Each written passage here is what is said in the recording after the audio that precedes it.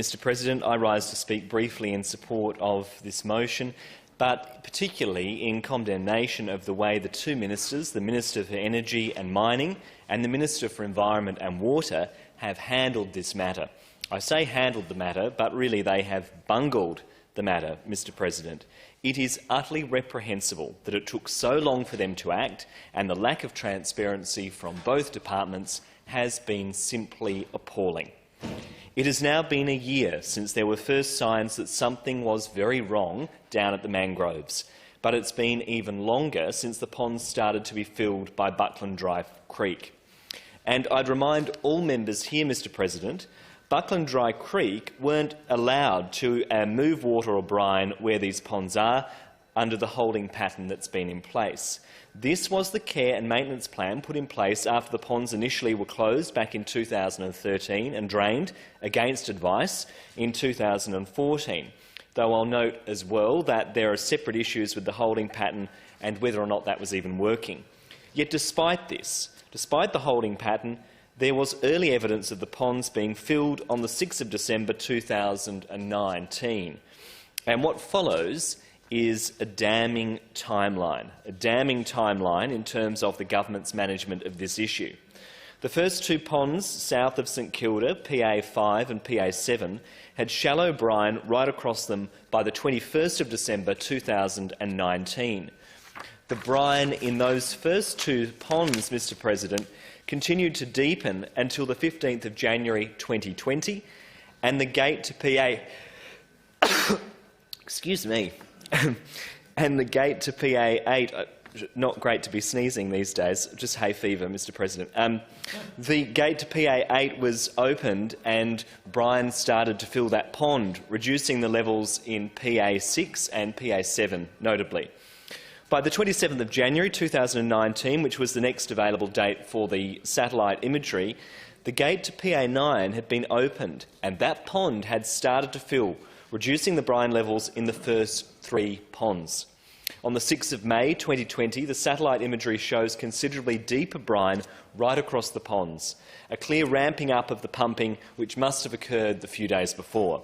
By the 15th of July 2020, the orange patter visible in the false colour and the normalised vegetation index was apparent, signifying a loss of chlorophyll, which is a hallmark of the areas where mangroves and samphires begin to die. And by the 30th of July 2020, the mangroves dieback area was quite clear on the satellite imagery. Yet despite this evidence very early on in the piece, the government didn't get involved until September. In fact, it wasn't until late September that DEM, DEW and the EPA, the Coast Protection Board and the Buckland Dry Creek visited the mangroves and noted that they were sick. At that point, as well, you could see and hear the brine trickling out of the banks. You could even see where the acidified brine had reached the surface. This is a damning timeline. And so it is mind-boggling, really, to hear from both departments that they were not aware of this issue until September. I mean, Mr President, what is going on here? It is frankly bizarre that it took until earlier this year, and we don't know the exact date, for a formal investigation committee to be established to look into the impacts of the leaking brine. And worse still, we're told that we might not even have a report until next year.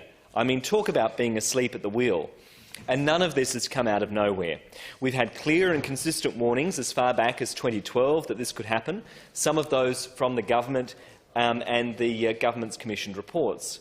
And when the salt fields were first set to be closed, a report prepared for the Adelaide and Mount Lofty Ranges, the NRM board, outlined the risks of the pond closure, including the discharge of hypersaline brines and its impact on the environment.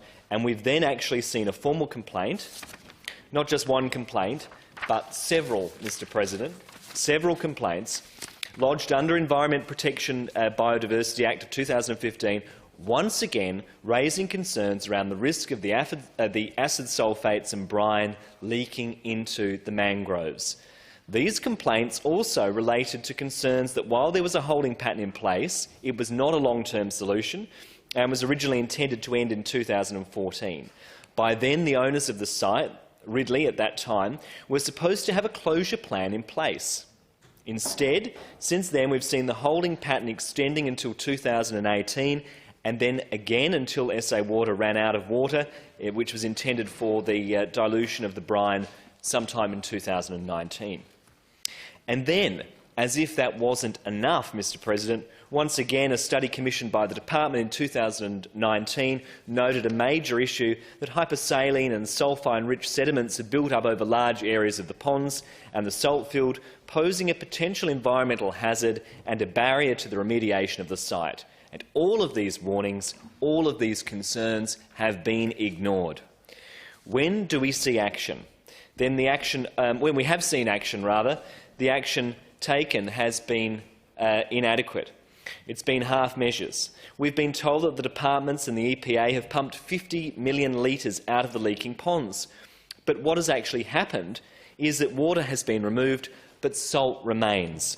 The brine was pumped from one side of the leaking ponds to the other, to a side that is slightly higher up, and that pumping was just to increase the evaporation of these ponds. So, of course, all of the salt has been left behind. So when it rains, all of that salt is just going to be washed out of the system. And what's more concerning, Mr President, is that apparently the DEM staff have admitted that they have no data yet to predict the impact of the rain, and instead they just hope that the annual moisture deficit, there will not be a significant mobilisation of the redissolved salt. I mean, you know, this is terrible. Now, what I think the department are hoping for is some sort of miracle, because while the year has been dry so far, the area where the salt fields are actually experiencing negative evaporation, otherwise known as significant rainfall, has been left lacking. So to pin your hopes on a year-long average rather than on the real-time weather conditions is just simply ridiculous. Beyond that, I'm informed that the Department of Energy and Mining have fully acknowledged the community that despite the department's hopes of a second wave of the groundwater, this may move towards the marsh in winter. So let's be clear. They are once again fully cognizant of the possibilities, of the risks, but they don't seem to be doing anything at all. This is certainly excessive risk-taking behaviour on behalf of the government. What we're seeing is far too little action. Too little, too late from this state government. And what we're seeing is one department passing the buck to another, onto the EPA or to the federal department, but no one is willing to step up and take responsibility to hold the minister to account and fix this problem. When this motion was first introduced, my colleague Tammy Franks raised the fact that the trees in local backyards were suddenly dying and that we were seeing an explosion in mosquito populations. But since then, what we're seeing is a devastating impact. This disaster is having a terrible effect on migratory birds, and I'd like to commend the work of the St Kilda Mangroves Alliance in raising this issue, and I understand they've now lodged a complaint with the Federal Environment Minister under the Environment Protection Biodiversity Conservation Act. And, Mr President, there's a litany of failure here. It is clear that it is very clear that the government needs to step up and to take some action. More needs to be done sooner rather than later. It's already been too long. I commend the motion. The Honourable